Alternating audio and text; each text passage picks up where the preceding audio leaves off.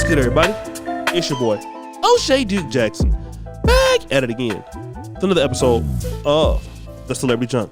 Dima, I'll be on the music. So guys, Shannon Sharpe and Skip Bayless had a very interesting conversation on Undisputed.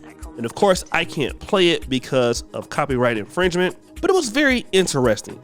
And of course, Black America, many people are disgruntled. I mean, you have Boyce Watkins talking about it. Many people are talking about it. And they're upset with Deion Sanders, mainly because Deion Sanders made some promises and gave the black community hope, and he went back on his word. And that's something that I really didn't know about at first, but it is true. Deion Sanders promised the black community that he was going to make changes to the HBCUs and things like that. And then after 3 seasons, he gets a better opportunity, and then he's gone.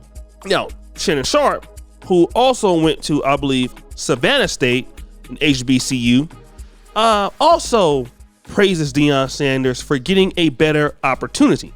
And he said, listen, Deion Sanders gave the SWAC, which is the conference that Jackson State is in, the blueprint, okay, for how to do things. He talked about some of the things that Deion Sanders did. Deion Sanders actually gave up half of his salary to, help build parts of the stadium.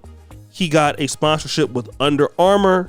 They were the only team, I believe, in the nation besides Oregon that had a new helmet every game. Big sponsorships with Walmart, big sponsorships with American Airlines.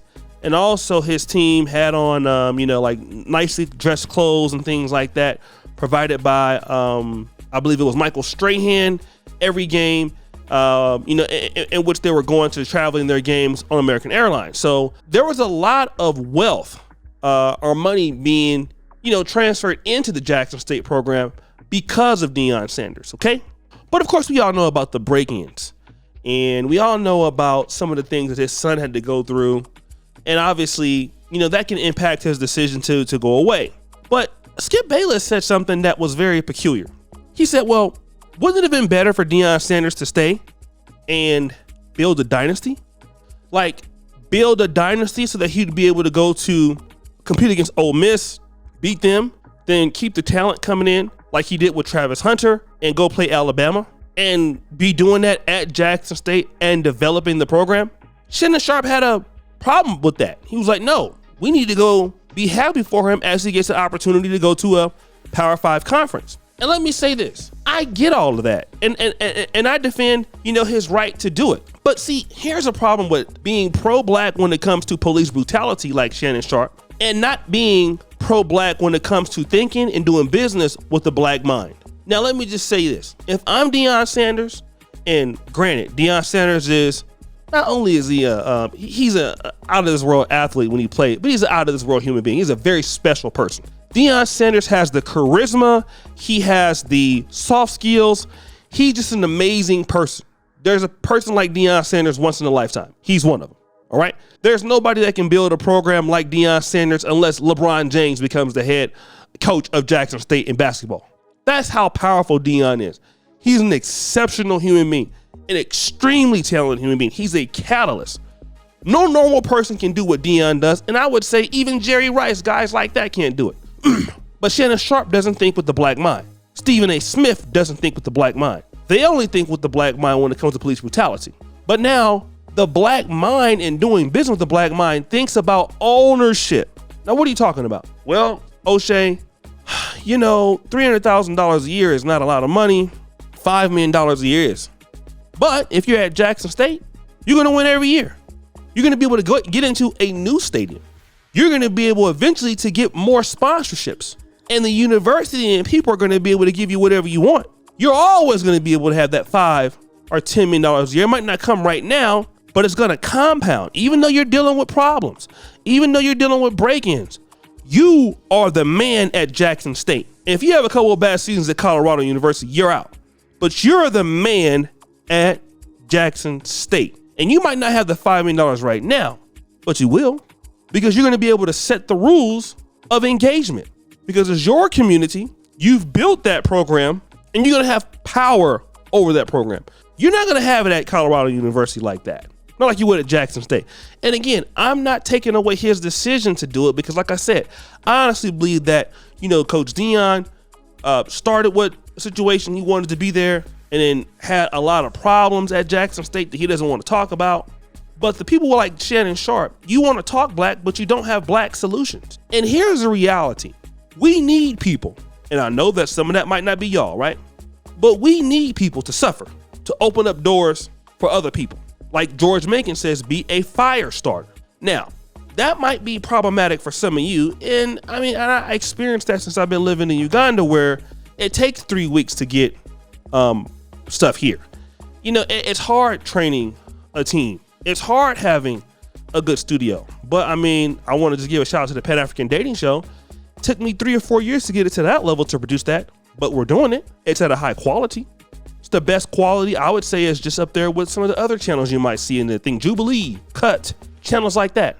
But that's called being patient and having a black mind that solves black issues with ownership. And that might not be Deion all the way. It might not be you all the way. But that's how other groups beat us. Skip Bayless was pretty much arguing for the black community more so than what Shannon Sharpe was. And I felt sort of bad. Whenever you hear police brutality having and coming wrong, it's always an issue. Like I said, Shannon Sharpe wants to be, he's a pro-black only when it comes to police brutality. But Shannon Sharpe don't want to be around black people. We talked about he didn't want to be around Savannah State, but now Savannah State is the only school that gave you the opportunity. We can say what we want to say about Deion Sanders, but Deion Sanders was coaching high school football. Colorado wasn't checking for Deion Sanders 3 years ago. The black community said, all right, coach, you want to coach here without any experience? Come to Jackson State. We'll give you the opportunity. That's what the black community did. And a lot of times you see these people who want to take crap on the black community, HBCUs, when HBCUs give a lot of us, gave me an opportunity. They didn't have to do that. We have lawyers and doctors and business people that come from HBCUs, and then we sit back and talk down on those people like they didn't give us the opportunity. We wouldn't even know who Shannon Sharpe was if it wasn't for Savannah State. If it wasn't for somebody like Eddie Robinson, would you know Jake Reed? Would you know Doug Williams? Would you know Deacon Jones? What about the black colleges that, people like people like Eddie Robinson, okay? People like Eddie Robinson. If it wasn't for him, would we not know the 300 or 400 black players that couldn't get into the NFL, but they did because of him? We don't talk about that. And you need people like Eddie Robinson. You need people like Doug Williams that come back and give back, because we've been so behind. Everybody don't want to do that. I understand that. But the black world needs its people to come in and build. And sometimes you're not going to have what the whites have, but you need your talent base to come and help you do it. And sometimes somebody got to suffer. But once you get there, you'll be rewarded in the end. And I'm not saying that, Deion, you did a great job. But for Shannon Sharpe to be talking down on Savannah State, it wasn't my first choice, and I wanted to go there. That's why we don't have anything. Other groups, think about Morris Brown. Morris Brown shut down after giving all these people scholarships. Guess what? Jackson State donors don't give back to the school. Alumni don't contribute. Morris Brown shut down, don't contribute. The black community goes out and educates people. Bill Cosby's doing it for years. Then you go into greater America and forget where you come from. At least Deion did something and gave something back. I believe he's been doing it for a long time. But these other guys, it's a little disturbing from what I heard from him. But guys, what do you think? It's your boy, O'Shea Duke Jackson, back at it again with another episode of The Celebrity Junk. Appreciate you for all that you do. Subscribe, hit the bell. We're out.